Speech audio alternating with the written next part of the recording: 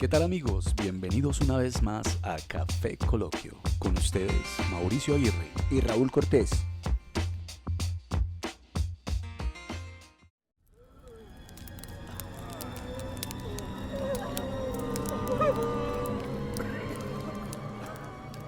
Y dice así la Divina Comedia de Dante: es por mí que se va a la ciudad del llanto, es por mí que se va al dolor eterno y al lugar donde sufre la raza condenada. Yo fui creado por el poder divino, la suprema sabiduría y el primer amor, y no hubo nada que existiera antes que yo. Abandona la esperanza si entras aquí. La Divina Comedia.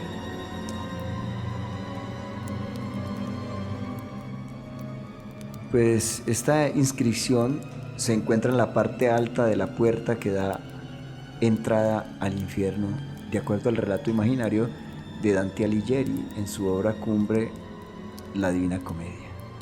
¿Qué tal, Mauro? ¿Qué tal, Raúl? Saludamos a los oyentes, suscriptores. Un amigos, saludo para todos los suscriptores, familiares y amigos en cualquier rincón del mundo. Y quiero recordarles que nuestro correo electrónico es kfecoloquio@gmail.com. No olviden darle a me gusta y compartirnos.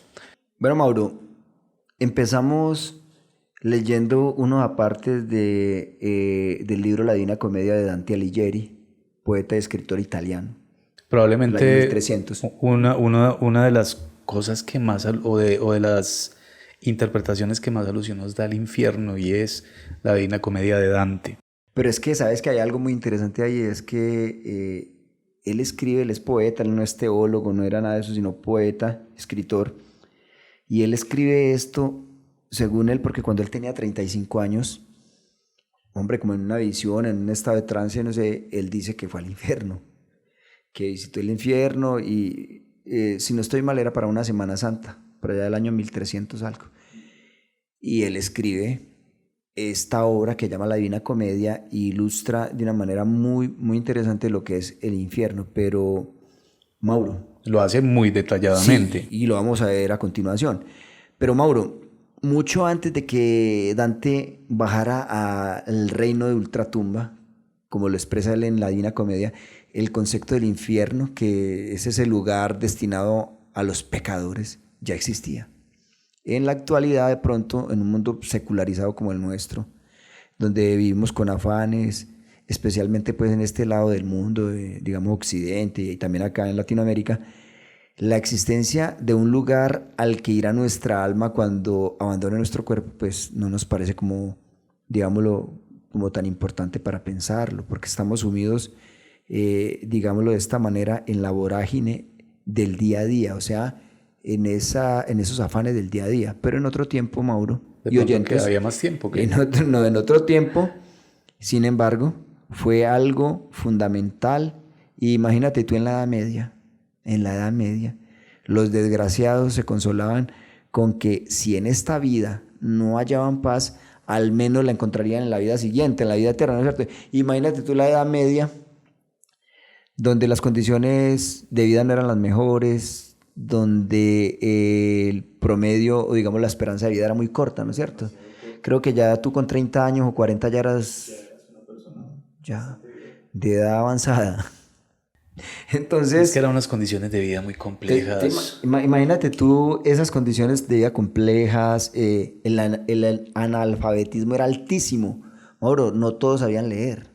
Eran unos pocos, te voy a contar algo. Eran personas muy fácilmente manipulables. Claro, eran villanos, o sea, personas de las villas, campesinos, eran agricultores, pastores, pero eran personas con un nivel de ignorancia, no vamos a generalizar, pero muchos con esa ignorancia, y llega este concepto de infierno desde la religión judeocristiana, y estas personas era un mecanismo de manipulación para estas personas, que su alma fuera a dar al infierno, ¿cierto? Entonces, imaginándonos en ese tiempo, ese concepto sí tenía mucha fuerza. Hoy en día está pues rebatido, ¿sí? Uh-huh. Y ya la gente tiene por lo menos más criterio para asumir una postura frente a este asunto. Entonces, Mauro. Sin embargo, tenemos muy arraigadas muchas cosas todavía, como por ejemplo el si Dios quiere, gracias a Dios, No, y esos que temores. lo hacemos pues de una manera muy automática. Y tenemos muy arraigado eso de premio-castigo. Entonces, mira, entrando pues en materia, no sé si estás de acuerdo que nos tomemos un café. Claro que sí, sirvámonos un café. Entonces, Mauro, Café en mano, continuamos. el infierno como lugar lleno de fuego y demonios que castigan a los pecadores es un concepto exclusivo de la tradición judeocristiana. Pero se forma a partir de la sistematización de relatos e ideas, conceptos que fueron surgiendo en lo que conocemos como el creciente fértil. ¿Sabes cuál es el creciente fértil, no es cierto? Toda la orilla del Nilo. El Celta de Nilo, ¿no es cierto? Todas estas zonas fértiles que dieron a luz culturalmente a una sociedad muy avanzada, muy civilizadas, que también tenían su concepto pues de su cosmovisión, su visión del mundo, de la creación, de todo esto. Pues los judíos fueron muy influenciados por ellos, y entonces para estas culturas del creciente fértil, el infierno es un concepto que se identifica también en otras religiones o culturas, pero con interpretaciones muy distintas a las que conocemos en el cristianismo de Occidente. Por ejemplo, Mauro, acá en Colombia, los muiscas. Los muiscas vivieron acá en Colombia, ¿no es cierto? Sí. Hemos hablado de ellos, de los chipchas, los muiscas. Para ellos el inframundo era un lugar bello. De hecho, lo describen como un lugar tan verde como el color de las esmeraldas. Entonces no era de castigo, no, el inframundo era otro realmente cuento. Entonces no era un concepto de infierno como tal. Era un concepto... Aunque lo etimológico de la palabra infierno es como... Infernus, que es debajo de. Debajo de. Entonces era el lugar que, si el cielo quedaba arriba, Ajá. ¿El infierno dónde quedaba? Abajo. Y hablando literalmente, abajo de la tierra, abajo. Pero mira, como dices tú, los muiscas no tenían un concepto terrorífico de este lugar. Porque ellos no habían tenido una influencia de la cultura sumeria o egipcia o griega, sino que ellos tenían su propia cosmovisión. Pero cuando hablamos de la cultura sumeria, tampoco es que tuvieran un concepto... De castigo, ¿no? De castigo. Ahora lo vamos a ver. Porque de acuerdo al tema, podemos mirar que lo del infierno fue una construcción de milenios, de miles de años, Mauro, de miles de años. Por ejemplo, la enseñanza de la iglesia, que la iglesia afirma la existencia del infierno y su eternidad, porque es algo eterno. Las almas de los que mueren en estado de pecado mortal, escucha, descienden a los infiernos inmediatamente después de que mueren. Y allí sufren las penas del infierno, que es el fuego eterno. ¿Cómo te parece, pues, el pequeño castigo? No un castigo pasajero, sino eterno. De este modo, define el catecismo de la Iglesia Católica. ¿Y por qué lo citamos, Mauro? Porque así aquí en Colombia haya libertad de cultos y digamos, no todos son católicos o tienen creencias en otra religión. De todas maneras, como niños nacimos ¿en qué? ¿Cuál era la religión del Estado? Que hoy la Constitución del 91 dice que Colombia es un Estado ¿qué? Laico. Pero antes estaba dedicado, algo así, al corazón de Jesús, a la iglesia. Tenía mucho contubernio con la Iglesia Católica. Sí, de hecho, pues el gobierno y la iglesia sí tuvieron como... Iban de la mano. Iban muy de la mano. Entonces, todos los habitantes de este país... Y se taparon cositas. Sí, ambos. Pero si hablamos de nosotros como colombianos, es más, no hablamos como colombianos latinoamericanos, porque acá en Argentina, en Chile, en Perú, en Paraguay, en Ecuador, en Bolivia, en Venezuela... todos hemos tenido esas raíces de evangelización católica, ¿no es cierto? Ajá. Y crecimos muchos con el concepto de un cielo, de un infierno, y eso ha estado arraigado por mucho tiempo. Entonces, ¿por qué citamos el catecismo de la Iglesia Católica y hablar del infierno? Porque ellos fueron los que de alguna manera en muchos años fueron recopilando estas historias que vamos a ver más adelante para crear un concepto de infierno, donde va el ser humano a experimentar todo el dolor y sufrimiento porque se comportó mal, porque no obró de acuerdo a, ¿no es cierto? Pero eso ya es un concepto judeocristiano de recompensa, castigo. Entonces, Mauro, ¿cómo se llegó a la idea del lugar donde se sufre el fuego eterno. Eso tiene un punto de partida, ¿no? Se podríamos pensar que, sí, que así es. pero la idea del infierno posiblemente se origina cuando el ser humano comienza a experimentar el mundo que habita y no puede explicar el caos. ¿A qué me refiero? En que observan los fenómenos que se dan en el universo, por ejemplo, como tormentas, terremotos, todo ese tipo de fenómenos naturales. El ser humano no le encuentra como una explicación, digámoslo, racional. Porque es que, ¿sabes qué, Raúl? Hay que darle alguna explicación. Y es que en ese preciso momento nos damos cuenta de lo pequeño que somos.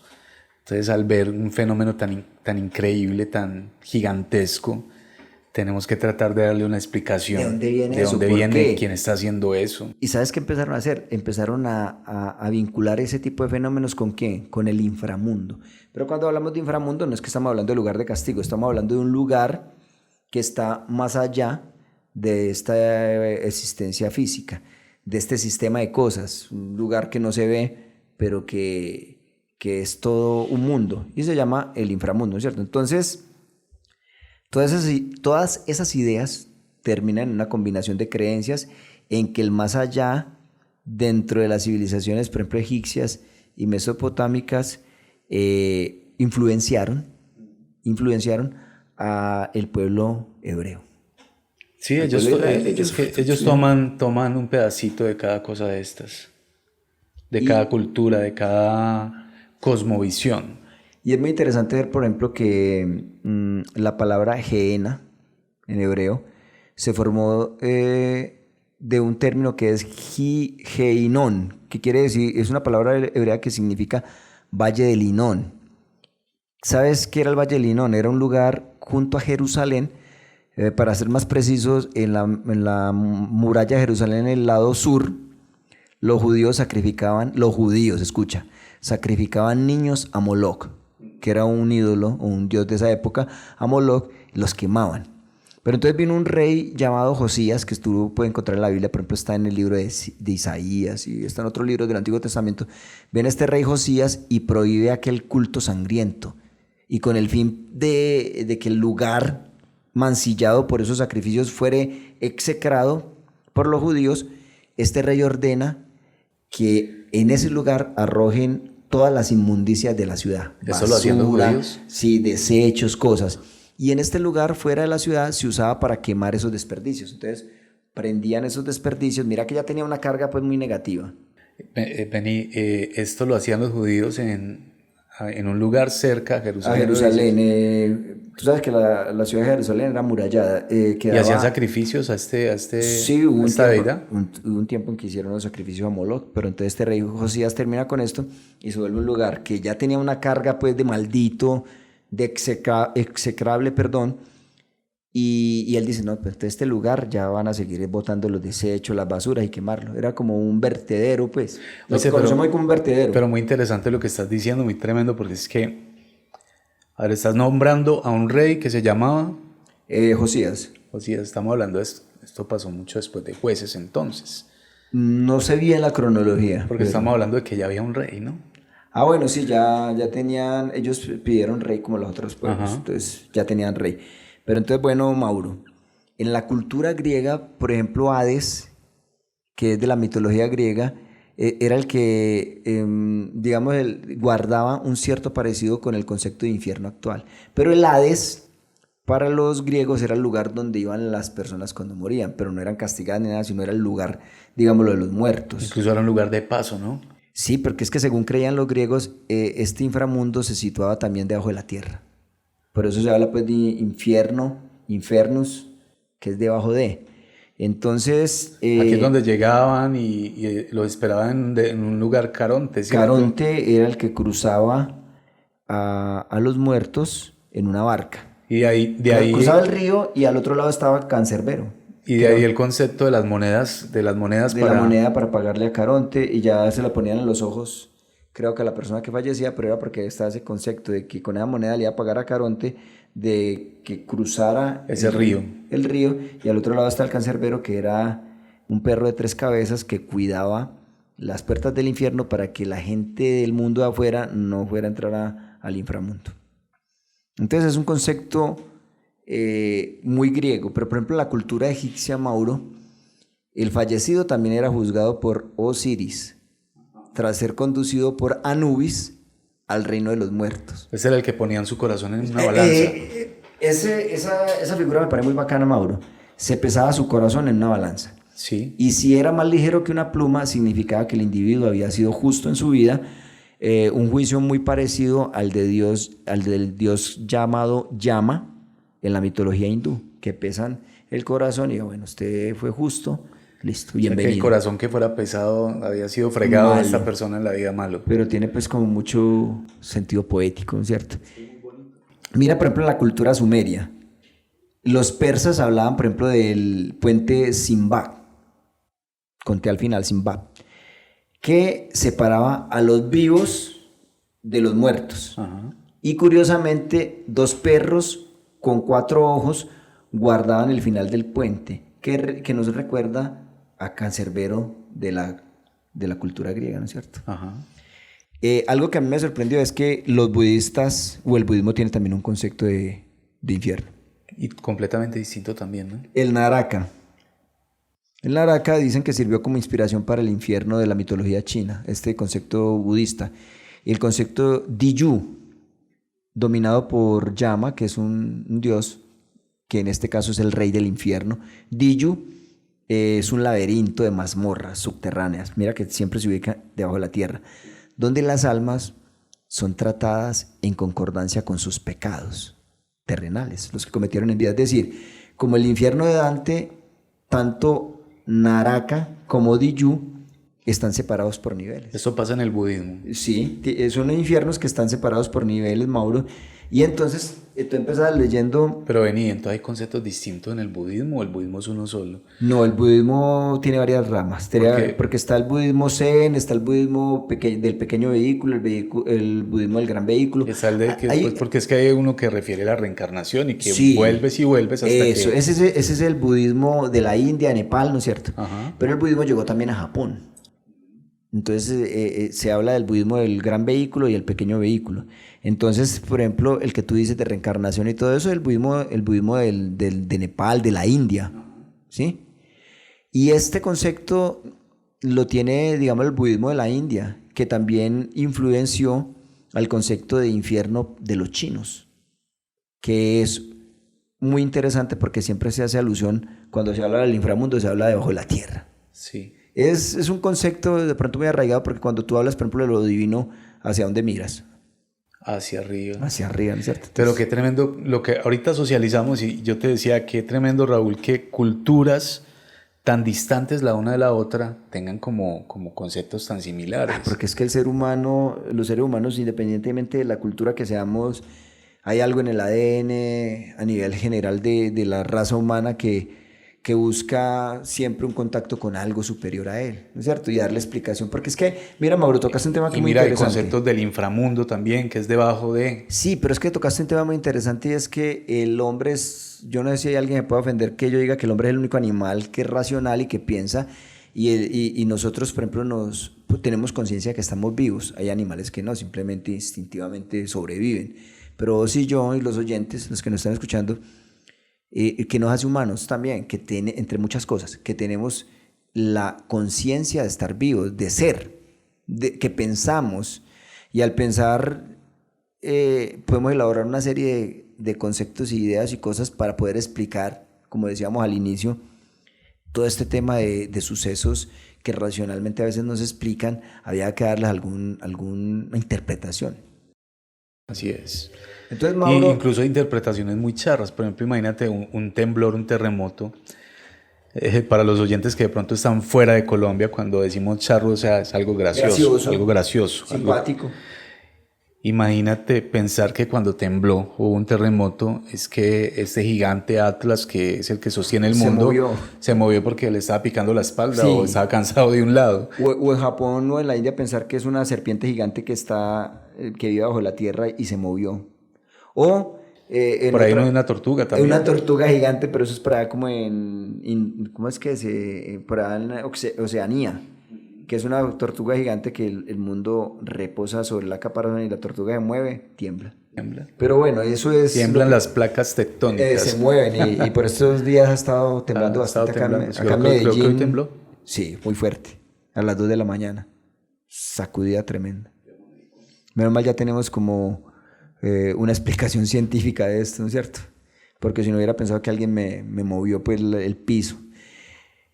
Mauro, hay algo muy importante en la configuración del infierno como tal y son 4 libros que aportaron para que la misma Iglesia Católica construyera todo ese concepto de infierno. Infierno, sí. Vea, voy a hacer aquí un paréntesis, Mauro. En la Biblia solo hay un texto donde se habla del infierno como lugar de sufrimiento. Está en Lucas. Lucas 15:23, y fue Jesús hablando de una parábola de Lázaro y el rico. Y el rico. Y valga la redundancia, o mejor dicho, para aclarar nuevamente, hablamos de una parábola. ¿Y una parábola de la realidad? No. Es una forma figurada, es una forma, digámoslo, ve, algo que me pareció interesante, se dice que Jesús hablaba en parábolas, era porque al público que él se dirigía no era un público letrado. Entonces tenía que ponerle una parábola del sembrador que salió a sembrar, de las vírgenes que se le acaba el aceite, y en este caso de Lázaro y el rico. Opulento, creo que dicen algunas traducciones de la Biblia, pero no está hablando literalmente de que el infierno existe y que es así, ¿no? Él inclusive está haciendo una alusión a ese basurero o vertedero que había donde quemaban en Jerusalén las basuras, y él está hablando de eso en esa parábola, pero es la única parte de la Biblia donde se habla que Lázaro muere y va al seno de Abraham con Dios y todo esto, y el rico, como no era bueno y no sé qué, va al infierno donde solo es el llanto y el crujir de dientes, y es el lago de fuego que arde con azufre, donde eso es atormentado por toda la eternidad, pero fue en una parábola. Entonces... Pues que es algo muy terrible, imagínate, si uno se quema. Hoy estaba haciendo la comida y me quemé un dedo. Y es horrible. Qué ardor tan tremendo, imagínate uno pensar que va a estar sometido durante una eternidad en un lago de azufre y fuego, quemando todo el tiempo. Donde solo es el llanto y crujir de dientes. Eternamente, pues es algo que genera mucho terror, ¿no? Claro. Entonces, pero si tú miras, en la Biblia no se habla más de eso. O sea, en el Antiguo Testamento hablaban del Seol o el Sheol, que era el lugar donde iban los muertos. ¿Dónde va una persona cuando fallece? Al Seol, ya, ahí está durmiendo. Los griegos que decían el Hades, una persona moría, iba al Hades, ya está, pero era una cuestión que no era eterna, era limbo. Pasajera y no era de sufrimiento. ¿Cómo? También se habla de algo así como el limbo, ¿no? El limbo, claro, eso lo vamos a ver. Entonces, Mauro, retomando, hay 4 libros que aportaron a la configuración del infierno como se conoce en Occidente o en estos lados del mundo, y son La Divina Comedia, que es de Dante Alighieri, que fue que empezamos leyendo unos pasajes. ¿Son cuántos anillos? 9, pero para allá vamos. Primero la Divina Comedia, que es de Dante Alighieri. El Maleus Maleficari, que te acuerdas que era el libro de la casa de brujas. Ajá. El Paraíso Perdido, que es de John Milton. Y Fausto, pero no de Weather, sino Fausto de Christopher Marlowe, que era un inglés. Estos 4 libros hablan del infierno. Pero a mí me llamó la atención de estos 4 libros La Divina Comedia, el infierno en 9 anillos o 9 círculos. Dante Alighieri habla del infierno en 9 círculos, y esto lo pintó... Dante no era no era una persona que perteneciera a la iglesia, ni mucho menos, era un poeta, ¿no? No era teólogo, ni maestro de Biblia, nada, era un poeta, escritor italiano. Entonces Dante Alighieri escribe y describe el inframundo muy detalladamente. Infierno, sí, como en 9 anillos o 9 círculos. Y para los oyentes que quieran verlo, pueden encontrar una pintura de Sandro Botticelli, donde Sandro Botticelli, también un pintor italiano, grafica el infierno de Dante como él lo cuenta. Y es un cono invertido que tiene 9 círculos o 9 anillos. Y entonces el primer círculo es el limbo. Mira que estaba hablando del limbo. El segundo anillo o círculo es la lujuria.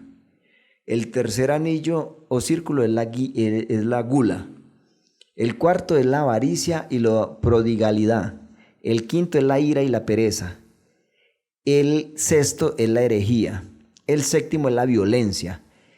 El octavo es el fraude y el noveno y último anillo o círculo es la traición. Supuestamente el último anillo, que es el noveno, es donde tú estás más lejos de Dios. Entonces, Dante hace esta descripción tan interesante y Sandro Botticelli la pinta. También hay una pintura del Bosco en España, creo que el Jardín de las Delicias.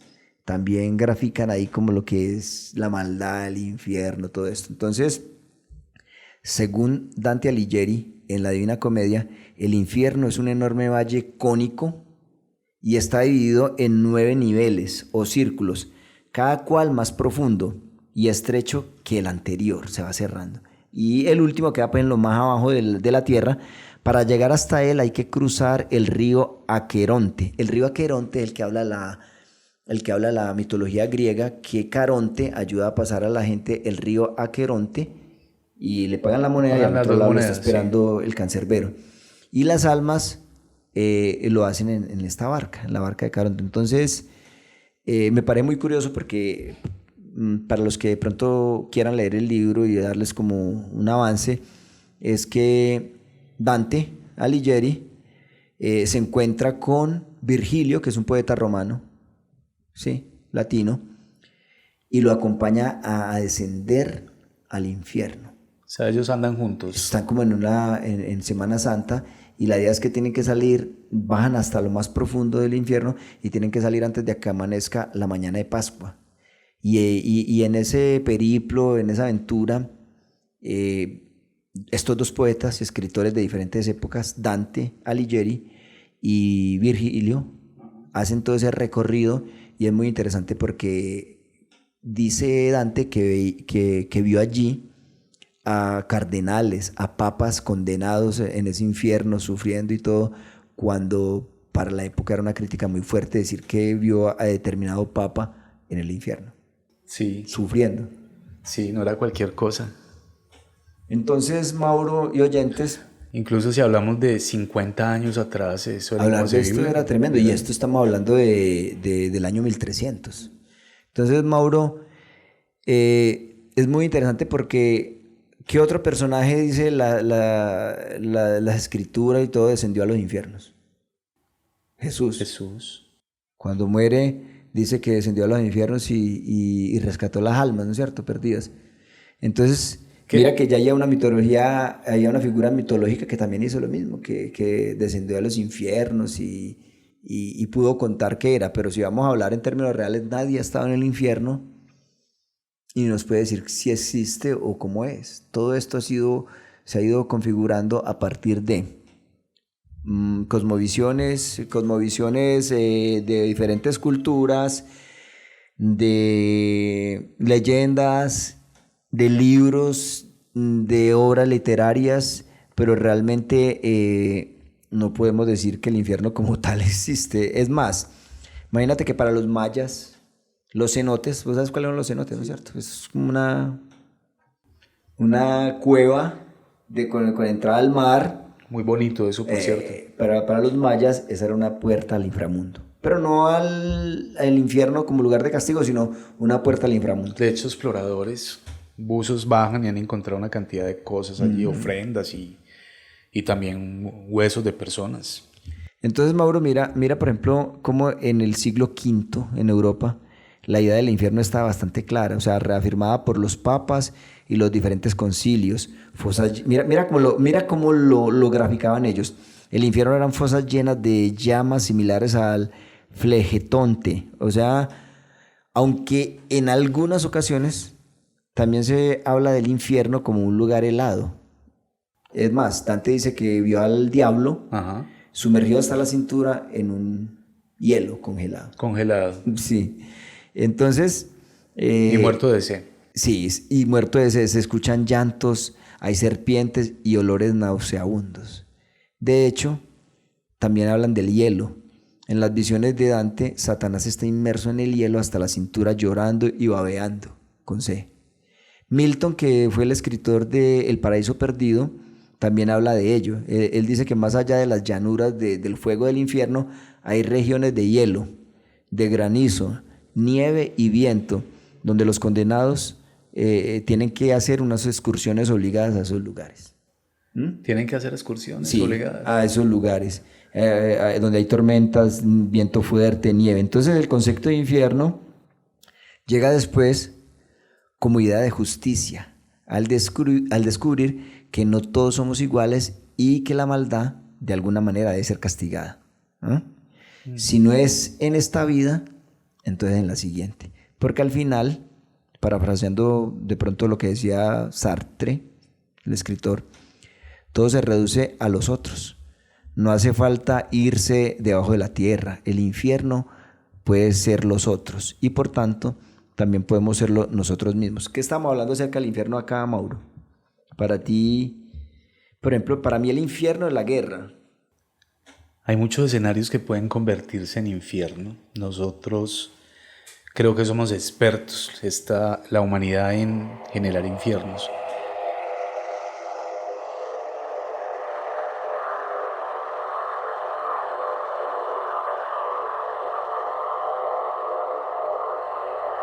Yo creo también, Raúl, que el infierno es una forma de manipularnos, De generar de miedo. generar miedo. Y funcionó por mucho tiempo. Funcionó por mucho tiempo y en algunas partes sigue funcionando. Hay personas que todavía creen que el infierno es literal. Literal. Es más, si tú quieres hacer el ejercicio, entra a internet y en YouTube pon X persona que fue al infierno y vas a ver una cantidad, que un niño, que una mujer, que un hombre que estuvieron en el infierno, que hablan y dicen que allá vieron a Michael Jackson, que vieron a no sé quién. ¿Te has dado cuenta? De primera mano te puedo decir que una persona que conocí, este señor ya falleció. Él estuvo en estado de coma, él entró en coma y cuando regresó pues de su estado de coma, él dice que fue. ¿A dónde? Que fue al infierno. Y el tipo daba el testimonio de que estuvo allí y dice que vio al diablo. Él dice que él lo vio y que era una cosa feísima, que eso era terrible. Pero pues también podría ser que es una persona que también estaba muy predispuesta debido a todos los conceptos que tenía, a los conceptos todas que las tenía ideas. y también que pertenecía pues a una congregación cristiana evangélica donde él iba pues al culto cada 8 días. Tenía ya pues sus bases. Y tenía pues sus bases y entonces pues no somos quien para decir que es falso lo que él decía. Él daba ese testimonio como tal, ¿cierto? Pero vuelvo y digo, es una persona que está ya muy predispuesta. No, y mucha gente llegó a creer que el infierno era literal, que era tal, inclusive se hablaban de puertas físicas que quedaban en cierta parte, otros decían que se entraba por un volcán, pero creían que el infierno como tal estaba bajo de esta tierra. Y hay gente que todavía lo piensa, pero bueno, respetamos pues los conceptos, pero sí fue un mecanismo de manipulación, de sembrar miedo, de sembrar terror, de que tú te sometieras, de que tú hicieras caso, pero el infierno como tal, yo creo que se vive acá en muchos aspectos, la deforestación. ¿Y cómo ganó de plata la iglesia con este asunto? Ah, bueno, sí, porque para ellos estaba el sea, infierno, sí, el limbo o el purgatorio y el cielo. Entonces la idea era que con oraciones y con cosas te sacan del purgatorio y ibas derecho al cielo, pero sí, pagando pues. Incluso la gente pagaba, sí, Ujú. pagaba. Y así hacían en Egipto, ¿sabías? Que la gente adinerada en Egipto daba una cantidad por X familiar y supuestamente podía pasar de ese estado en que se encontraba, que no era sufrimiento, pero era un inframundo, podía pasar a estar ya en un paraíso. Entonces siempre se nos ha vendido la idea de que si hay cielo, también hay infierno. Y inclusive por ahí dicen que para llegar al cielo hay que pasar por el infierno. Pero el infierno es la guerra, el infierno es la deforestación, el infierno es la maldad. El hambre. El hambre, para mí el infierno es lo que está pasando en Palestina, o lo que pasa en Ucrania y en Rusia, o lo que puede estar viendo una persona en una cárcel, eso también es el infierno. Una cárcel, una cosa terrible, ¿no? Entonces, mira, pues. Pero Mauro, ya para ir terminando, me llama mucho la atención una frase de Jorge Luis Borges, que dice: el infierno y el paraíso me parecen desproporcionados. Los actos de los hombres no merecen tanto. Jorge Luis Borges. Y esta frase que te quiero regalar a ti y a los oyentes me parece maravillosa. Es de Dante. En la Divina Comedia dice: los confines más oscuros del infierno están reservados para aquellos que eligen mantenerse neutrales en tiempos de crisis moral. Tibio. Están bien interesantes ambas frases. La de Borges me gustó mucho. Ajá. Porque es que mira, es bien interesante lo que dice Borges, porque es que realmente esto es demasiado grande para nosotros. Y cuando de pronto ves algún documental acerca del universo y nos muestran qué chiquitos somos, porque somos una vaina pequeñita. Bueno, ¿dónde sacamos esa idea tan tremenda del infierno? Pero para ti, ¿qué sería el infierno entonces? Más allá de todos tus conceptos mitológicos, religiosos. Yo creo que el infierno es, en mi concepto, es la incertidumbre, y es para mí, a modo personal, es la incertidumbre de lo desconocido, de no saber exactamente qué pasa. Y hablando de una manera muy espiritual o de más allá, porque podríamos pues ilustrar un infierno en la tierra, pero cuando hablamos acerca de ese infierno que nos ofrecen las religiones, en mi caso como tal es la incertidumbre de desconocer qué hay más allá, para dónde vamos. O si hay más allá. Si hay más allá, o si no lo hay, o si ahí termina todo. Y en el fondo insobornable yo creo que todos queremos que sí haya más allá. Yo creo que nadie quiere dejar de existir.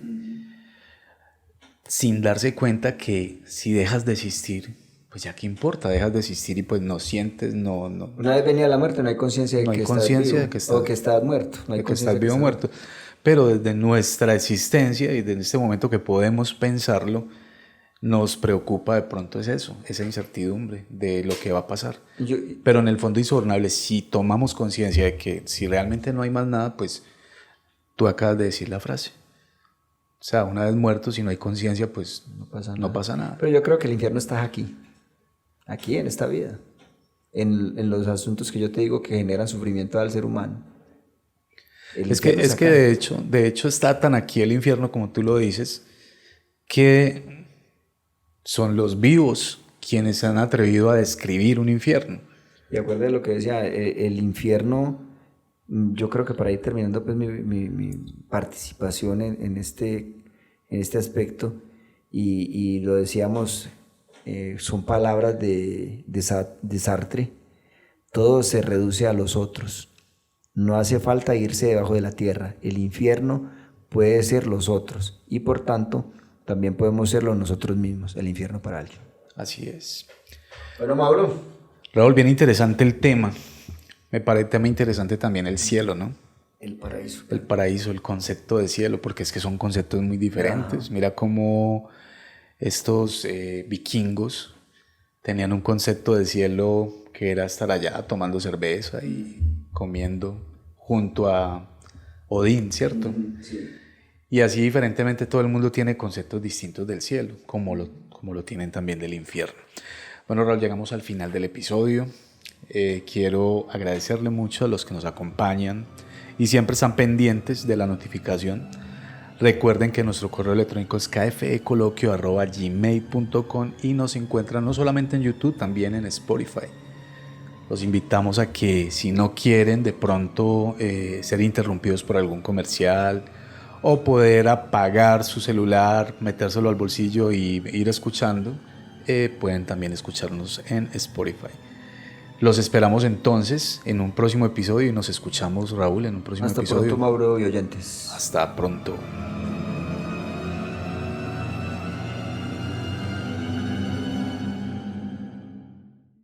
Acabas de escuchar Café Coloquio Podcast. No olvides suscribirte en nuestras redes sociales. Nos puedes encontrar en Facebook como KFE Coloquio Podcast y en Instagram igualmente como KFE Coloquio Podcast.